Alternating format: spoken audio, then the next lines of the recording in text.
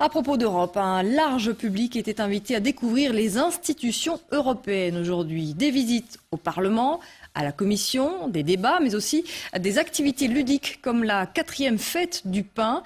Chaque pays a sa spécialité en la matière, même si l'une des plus connues, c'est bien entendu la fameuse baguette française. Emmanuel Dupont, Gaëtan Lilon.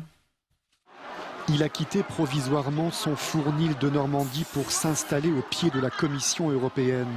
Sacré meilleur ouvrier de France, ce boulanger est venu montrer son savoir-faire à Bruxelles. Il est donc un peu la vedette du jour. Et si la consommation de pain a diminué dans l'Hexagone, la France reste de fait un pays de tradition boulangère, et pour cause. On ne mange pas nos plats sans pain. Il nous faut toujours notre baguette à la française, très croustillante, qui va accompagner notre plat avec. Voilà. Le pain français est-il pour autant le meilleur en Europe? Pas sûr, selon la femme d'un boulanger italien. L'Italie, contrairement à la France, a le savoir-faire de la céréale, tandis que la France a le savoir-faire du pain. L'Italie championne des céréales, ce n'est peut-être pas l'avis de ce boulanger flamand qui utilise l'épeautre, l'une des plus anciennes céréales cultivées dans le Brabant wallon, et pas n'importe où. C'est cultivé dans les champs de bataille de Waterloo. Donc c'est vraiment autour de Waterloo et c'est vraiment la spécificité de l'épeautre ici.